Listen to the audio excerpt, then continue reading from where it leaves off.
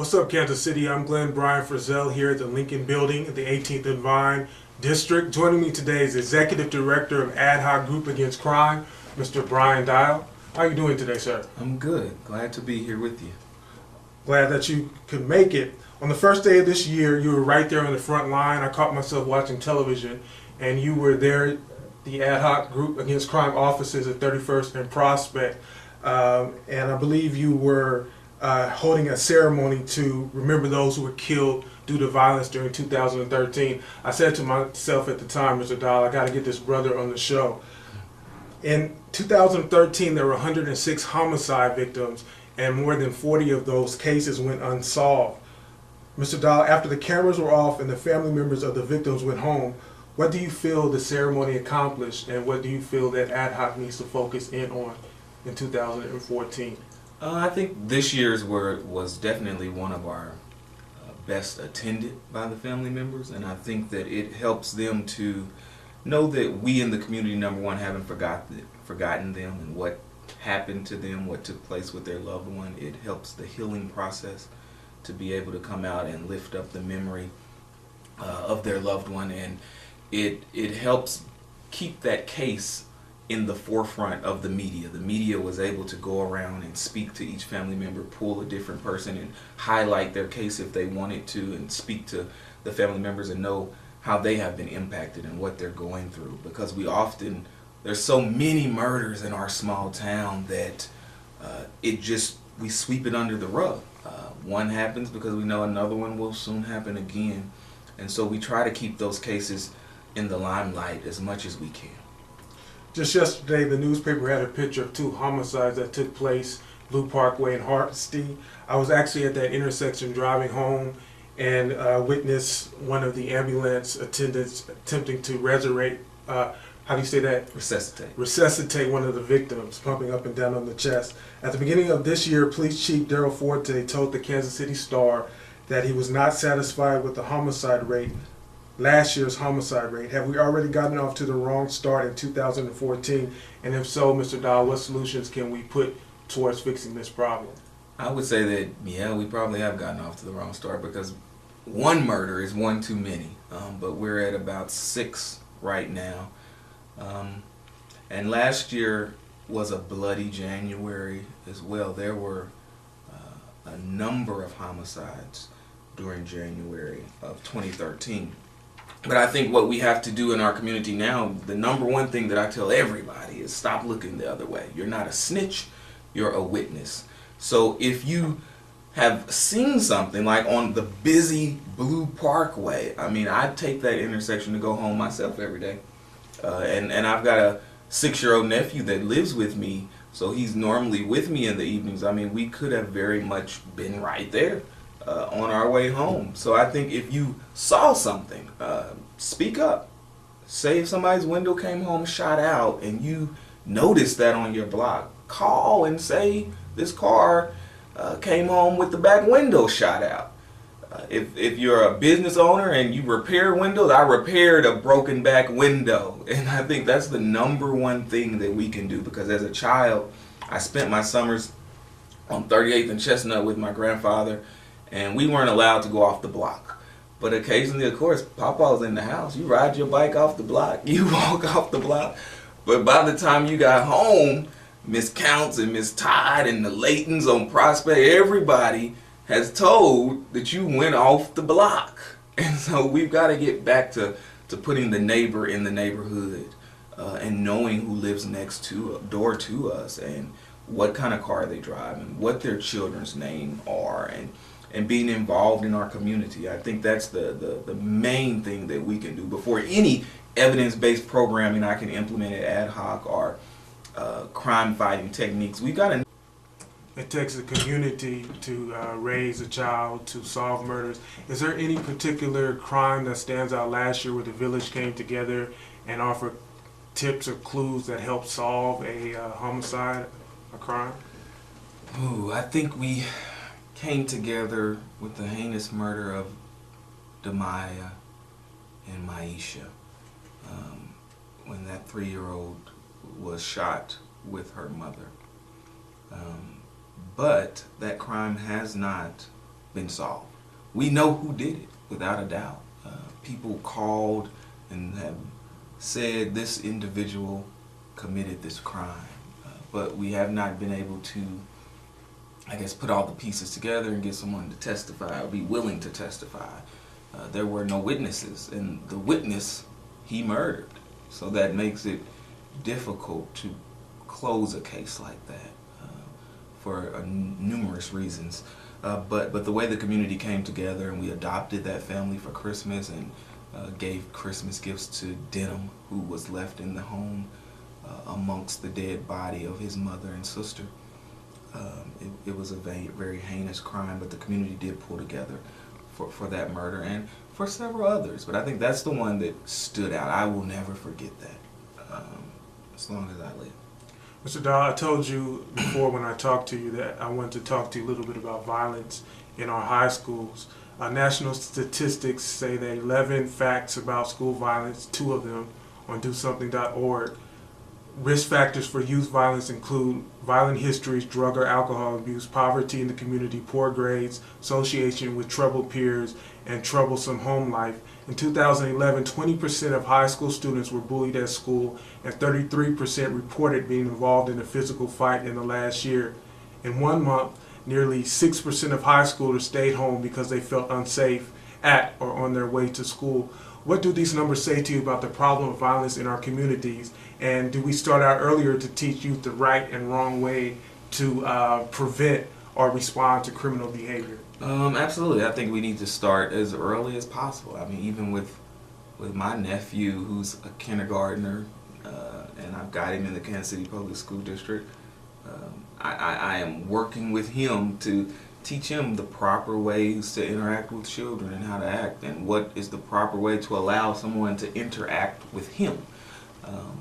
Because it does start very early. But, and having worked before ad hoc in some of the schools implementing different programs, and my staff implementing programs, it's definitely an issue, and you can see it. And I think the main thing was definitely what was happening at home and what was acceptable or what was not happening there. The homeless rate in our city of teens is ridiculous. They're going from couch to couch with no stable environment and no guidance that they're receiving from someone who's making wise decisions or has made them, so that in turn leaves them to kind of do what they want to do.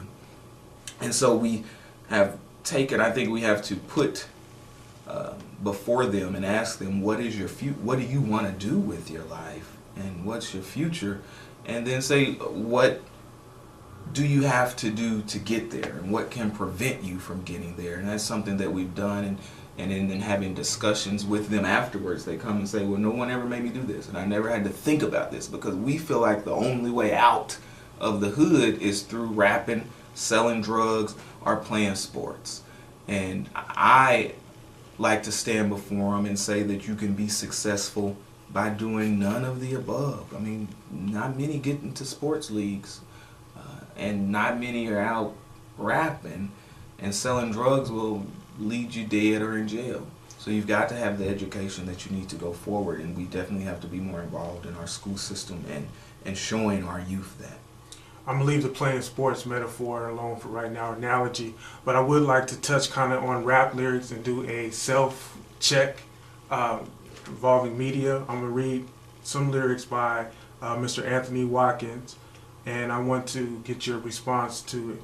I'm a vet, I'm a gangster like Pat Loke, I hustle like Brother Jay, a savage like Little Mike, I got killers to bust K. I'm a G for my turf right now, you know how I get down. A 50 will split now, best calm all that shit down. Calm boy, cause boy oh boy, all it takes is a phone call for niggas to pull up, and y'all gonna get fooled up with K's and gauge shells. It's too late to try to bail, every one of you niggas die. That way can't nobody tell. It's Loke on my nigga, stay packing in my heat nigga. I rip through your teeth nigga, that way you can eat nigga. They feed you from a tube, you shit from a bag, you're gonna be stuck in a wheelchair for the rest of your life. Now that, my immediate reaction, that contains homophobic lyrics. It contains, I don't know about misogynistic lyrics, but it contains threats. Mr. Fat Tone's going to do what he can to protect his gangster turf. Do these lyrics, Mr. Dail, that we listen to on the radio, in our cars, that we put up on our fan page, do they promote and glorify the tragedies that desensitize us and unnecessarily take place in our community 6 times already this month, all too frequently? Absolutely. And I think that what we fail to realize, especially our young people, is that, you know, this is a means of income for him, and it's mere entertainment, but we take it literally and think that this is what he's doing on the streets, and I highly doubt that he is, but I'm sure that it comes from some experience because of the detail that he described, that he's probably seen somebody with a colostomy bag and in a wheelchair. But that's nothing that you want to end up in that situation, and those lyrics definitely feed the misnomer that this is the proper thing to do and that it's cool, because it's definitely not something that we should be doing, or I don't know what the proper terminology would be. We shouldn't be making it grandiose or like it's cool and glorifying what he's saying in these lyrics. Now, Fat Tone, as he's otherwise known, is my cousin. I never got a chance to meet him. It's a family situation, but I just quoted from So Gangsterfied, one of his more popular songs, and I also believe that we do glorify that, Mr. Dail. Thank you for giving us some executive opinion on that. Can you tell us a little bit about yourself and how you came to be involved with Ad Hoc Group Against Crime? They interviewed. Let me see. I'll even go back further. I'm a proud graduate of Central High School. Eagles. Blue Eagles. My mom went to that school. It gets no better than the Blue Eagles. Our executive producer shaking his head. I'm a Ruskin Eagle, so same bird fan. Yeah, the Blue Eagles. I graduated there. I was always involved in the programs. We had great teachers, great principal, Mr. Willie Bowie, Coach Bowie. Was a great principal. He was removed and retired the last year, the year that I graduated, but we fought for Mr. Bowie to keep his job. And the staff there was amazing. Have a great alumni association. I bet people wouldn't know the number of philanthropic individuals in this community who graduated from Central High School, and they continue to give back and support. I was on the debate team and band. Everything Central had, I took advantage of it, and every leadership opportunity, I took advantage of it. And I stayed here in Kansas City to help care for an elderly grandfather and my brothers and sisters, and went to UMKC and to Park, and I got involved in nonprofit work. And one of my friends said, Mr. Brooks is thinking about retiring, you should apply. And it became more of a pressure thing, you are going to apply. And so I did it and interviewed, and I was selected the second go around, not the first, but the second go around. They selected me to be the executive director there. And we've interviewed Mr. Brooks on this program before. You can check out that video online at www.whatsupkansascity.net. Mr. Dail, what are your thoughts about the East Patrol Division Station and Crime Lab that's planned to open near 27th and Prospect in winter of 2015? I'll be honest, I have mixed emotions about that project. That neighborhood is full of rich history in Kansas City. I think I had some friends that grew up there, lived there all their lives, maintained their homes, still lived there, and were displaced by the project. I don't think that, in all honesty, these projects spur the economic development that some claim they will. Mm-hmm. We've had a new police station built out south. I haven't seen any economic development. We've got some up north. I've seen none. We've got one on Linwood. I've seen none. So I would have preferred to see it somewhere else, and maybe those homes rehabbed. As me and Mr. Brooks drove through the neighborhood, he was married in one of those houses. Could point out where this leader lived and that leader lived. And I think that other ethnicities are moving back into the urban core. As I leave the offices, our offices on 31st and Prospect, you see everybody walking their dog down Linwood now, other than black people. And I think that could have spurred more economic development in rehabbing those homes than destroying the neighborhood and building the crime lab and police station there. We don't want to single any particular event out this year, but what are you looking most forward to in 2014? I don't know. I hopefully we're collaborating now with the KC Nova project. I'm looking forward to a reduced crime rate as a result of that. Next question, what are you looking forward to, Mr. Dail, in the 2014 year?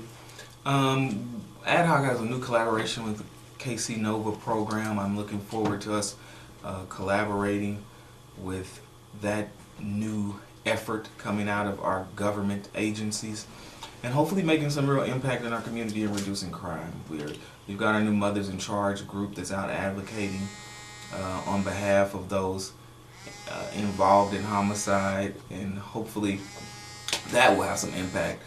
But just being out in the community, rebranding our agency and helping to impact violence in any way possible. What is Ad Hoc doing for Martin Luther King's Day? Ad Hoc has actually agreed to be the fiscal agent for the youth celebration for Martin Luther King that takes place at Bethel AME Church, and I will be the keynote speaker there.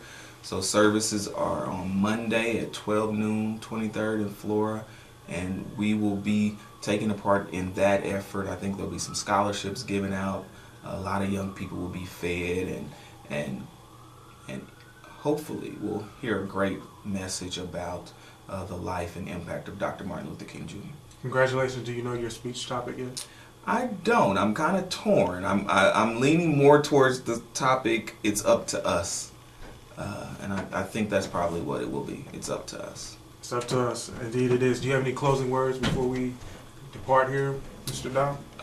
Just if you desire to help us impact our community, reach out to us at Ad Hoc. We're always looking for people. Is there a website where our viewers can reach you? Yes, it's adhocgroupkc.com. We thank you. We hope that you'll keep us posted and up to date throughout the year. You can check out more video online, What's Up Kansas City viewers, at www.whatsupkansascity.net. And remember, the sky's the limit. Aim high. If you shoot for the moon and you miss, at the very least you would have landed among the stars. Till next time, take care. What's up, Kansas City? I'm Brianna Garlington. I'm Charles Williams. And I'm Derek Parker. And we are CMG. And we would like to welcome you to follow both websites. That's whatsupkansascity.net and cascadesports.tv. Some of our programs consist of Are You Awoke?, Coach's Corner, and many more interviews, news, and blogs. Be sure to like our Facebook page and follow us on Instagram at Cascade Media Group and Twitter at What's Up KC and Cascade Sports. And remember, the victory we call success Goes to the best prepared. And when you invest in your community, You are really just investing in yourself. So don't just like it, share it.